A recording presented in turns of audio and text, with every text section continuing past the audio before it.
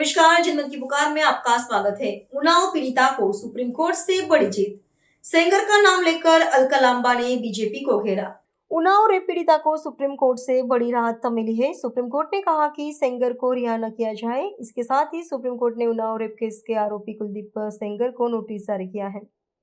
सेंगर को यह notice CBI की अर्जी पर दिया गया है। सेंगर से 4 हफ्ते में जवाब मांगा गया है। सुप्रीम कोर्ट ने दिल्ली हाईकोर्ट के उस आदेश पर रोक लगा दी है जिसमें 2017 के उन्नाव रेप केस में एक नाबालिग लड़की के साथ रेप के मामले में बीजेपी से निकाले गए नेता कुलदीप सिंह सेंगर की उम्र कैद की सजा को सस्पेंड कर दिया गया था।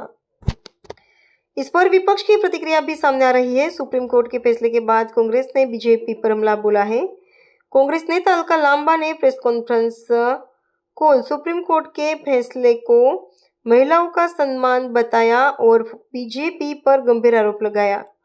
अलका लांबा की पूरी बात सुन लीजिए। अभी हम सुप्रीम कोर्ट से वापस लौटे हैं।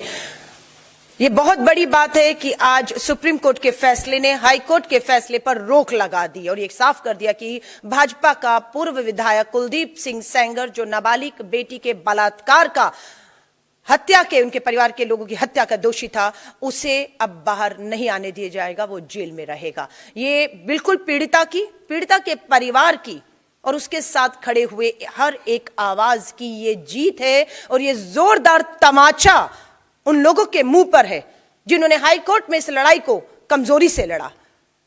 पीड़िता को न्याय नहीं, दोषी को बचाने के लिए रास्ते निकाल दिए थे और उनको लगा था इस फैसले को पीड़िता, उसका परिवार और हम सब स्वीकार कर लेंगे, लेकिन हमने वो स्वीकार नहीं किया और लगातार इस लड़ाई को लड़े। और आज सुप्रीम कोर्ट पर जो नजर थी उसमें पीड़िता की, कहूंगी इसके परिवार की और आवाजों की एक जीत हुई है। ये लड़ाई यहां खत्म नहीं हो रही, ये हमें बिल्कुल मालूम है, लेकिन अभी स्टे आया है हाईकोर्ट के ऑर्डर के ऊपर, लेकिन ये लड़ाई लड़ी जाएगी। और जो बात कही गई थी नाबालिग बेटी के बलात्कारियों को फांसी की सजा होगी, देश के प्रधानमंत्री नरेंद्र मोदी जी आप ही के कहे हुए इस बयान बेटी बचाओ, और आप अपने विधायक, अपने सांसद जो बेटियों के दोषी उन्हें बचाने का काम कर रहे हैं, आप कह रहे थे कि नाबालिग बेटी के बलात्कारी को दोषी करार होते ही फांसी होगी, फांसियां नहीं, बचाया जा रहा है, पैरोल और बेल दी जा रही है। हम मांग करते हैं, यह मामला अब सुप्रीम कोर्ट पहुंच चुका है और हम मांग करते हैं कि कुलदीप सिंह सेंगर हो, अंकिता भंडारी के दोषी हो, हाथरस की बेटी के दोषी हो, बिल्किस बानो के दोषियों को तो आपकी सरकार, गुजरात की सरकार ने रिहा कर दिया था और फिर सुप्रीम कोर्ट ने उन्हें वापस जेल में ठूसने का काम किया।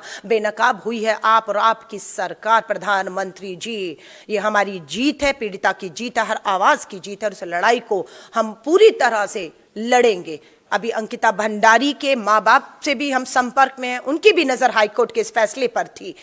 उन्नाव की पीड़िता के परिवार की नजर थी। दिल्ली कैंटोनमेंट बोर्ड में 8 साल की दलित नाबालिग बेटी की बलात्कार की हत्या किया, तो उसके परिवार की नजर थी और सबकी नजरें थी। और आज मैं फिर कहूंगी, न्याय की जीत हुई, लेकिन न्याय का हक मिलने तक ये लड़ाई जारी रहेगी। मेरे साथ ऑल इंडिया महिला कांग्रेस की वकील हैं, एडवोकेट आरफा हैं। बिल्कुल सुबह 9 बजे हम लोगों ने, जो राहुल गांधी जी ने और सोनिया गांधी जी ने रात को 10 बजे अपने घर के दरवाजे खोले।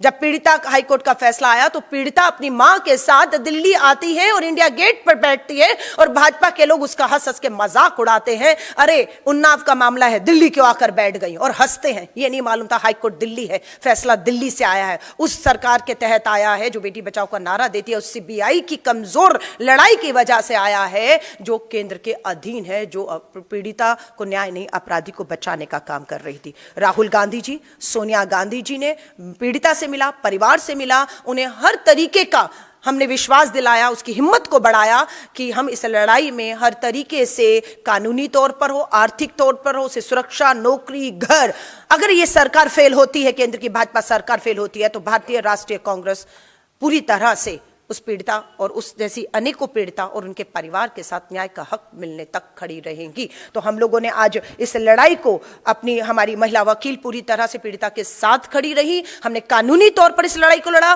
सड़कों पर हमारी दिल्ली महिला कांग्रेस की पूरी, जिन्हें सुबह ही 9 बजे पूरी तरह घसीट के बसों में जो है वो ले जाकर थानों में, अलग अलग थानों में जो है वो हिरासत में इस समय पर रखा हुआ है, वो भी लड़ रही थी, कानूनी तौर पर लड़ रहे थे। और सदन में आ रहा है फरवरी में संसद का बजट सत्र आएगा, उसमें भी सदन में भी ये आवाजें गूंजेंगी कि अपराधियों को, बेटियों के, नाबालिग बेटियों के बलात्कारी हत्यारों को रिहा करना, बेल पे और पैरोल पर छोड़ने का तमाशा बंद करिए और इन सभी मामलों की दोबारा सुनवाई करते हुए कानून अगर बदलने हो तो बदल दीजिए, लेकिन इन्हें अब उम्र कैद नहीं, फांसी की सजाएं होनी चाहिए। ये तमाशे रुकने चाहिए। और ये आवाज मैं फिर एक बार उन देश के तमाम लोगों को इस चीज के लिए उनकी बधाई और सराहना देती हूं कि अगर आप घर से ना निकले होते, अगर आपने इस लड़ाई को ना लड़ा होता, आज मैं देख रही हूं उनके वकील महमूद पराचा जी खड़े रहे, योगिता भयाना एक सामाजिक कार्यकर्ता उस बच्चे के साथ लगातार खड़ी रही, और हम लोग भी लगातार महिला कांग्रेस, क्योंकि हमें ये बिल्कुल इस लड़ाई में पीड़िता के साथ खड़े होने को कहा और हम लगातार खड़े रहे। हमें भी गिरफ्तार किया गया, हमारे पर मामले दर्ज कर दिए गए, बहुत सी एफआईआर हम पर दर्ज हो चुकी है। एक मामले में 5 जनवरी को मुझे चार्जशीट कर दिया गया है। इसी तरह के मामले में हम डरने वाले नहीं हैं। हम एक बार फिर विश्वास दिलाएंगे देश के तमाम उन हमारी पीड़ित बेटियों को, और जो बेटियां नहीं रही उनके परिवारों को न्याय का हक मिलने तक इस लड़ाई में हम पूरी तरह से उनके साथ खड़े हैं। अगर आपने हमारा अभी तक चैनल सब्सक्राइब नहीं किया है तो कृपया चैनल सब्सक्राइब कर लें, लाइक करें, शेयर करें, कमेंट करें। तो मिलते हैं फिर किसी और खबरों के साथ। नमस्कार।